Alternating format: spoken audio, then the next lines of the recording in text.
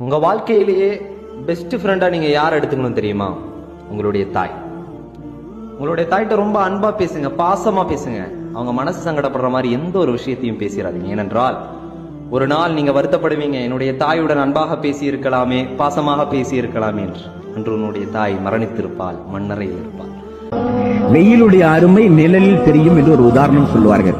பெற்றோர்கள் இருக்கிறவரை நமக்கு அருமை பெருமை தெரியாது. போன பிறகுதான் நம்முடைய பலமையே இழந்ததை போல ஒரு உணர்வு.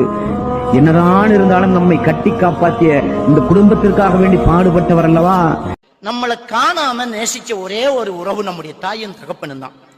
நானும் நீங்களும் நம்முடைய தாயின் கருவறையில் உருவான உடனே அந்த தாய்க்கும் தகப்பனுக்கும் தெரியாது வயிற்றில் இருக்கிறது ஆண் பிள்ளையா பெண் பிள்ளையா, கருப்பா சிவப்பா, நல்லதா கெட்டதா, குருடா செவிடா, எதுவுமே தெரியாது.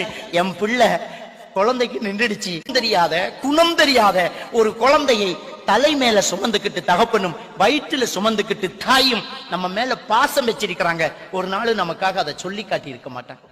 அந்த குழந்தை உருவானத்துல இருந்து எவ்வளவு வேதனைகளை ஒரு பெண்ணு சந்திச்சுக்கிட்டு இருக்கிறான் கொண்டிருப்பது தான் நம்முடைய தாயும் தகப்பன். அனைத்தை அழகை இழந்தால், ஆரோக்கியத்தை இழந்தால், உண்ண வேண்டிய உணவை இழந்தால், சுகபோகத்தை இழந்தால், எல்லாவற்றையும் இழந்தால், ராத்திரி 1 மணி அல்ல 2 மணி அல்ல, அதிகாலை பொழுதல்ல, எல்லோரும் உறங்குகிற நேரத்தில் குழந்தை ஒரே ஒரு முறை அழுகுரல் சத்தம் கேட்டாலே படுக்கை அறையிலிருந்து தூக்கத்தை தியாகம் செய்து ஓடி வந்தவள். அந்த சிறு குழந்தை தான் உண்ணுகிற உணவுக்கட்டில் மலம் அருந்தினாலும் சிறுநீர் கழித்தாலும் புன்னகையோடு பார்த்த தன்னுடைய தாய். ரசூலுல்லாஹி ஸல்லல்லாஹு அலைஹி வஸல்லம் எவ்வளவு அருமையாக சொன்னார்கள். அவன் நஷ்டமடைந்து விட்டான், அவன் நஷ்டமடைந்து விட்டான், அவன் நஷ்டமடைந்து விட்டான். யா ரசூலுல்லாஹ், யாரை சொல்லுகிறீர்கள்? 3 முறை திரும்ப திரும்ப யாரை யா ரசூலுல்லாஹ் சொல்லுகிறீர்கள்? கிடைத்த வாய்ப்பை இழந்து விட்டானே, கிடைத்த வாய்ப்பை இழந்து விட்டானே, கிடைத்த வாய்ப்பை இழந்து விட்டானே. யா ரசூலுல்லாஹ், யார் அவர்கள்?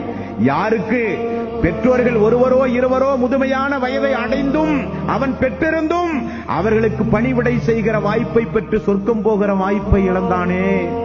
முதியோர்களை பெற்றிருந்தும், பெற்றோர்களை முதிய வயதில் தள்ளாத வயதில் பெற்றிருந்தும் அவர்களுக்கு செய்ய வேண்டிய பணிவிடையின் மூலம் சொர்க்கம் செல்கிற வாய்ப்பையே இழந்தானே.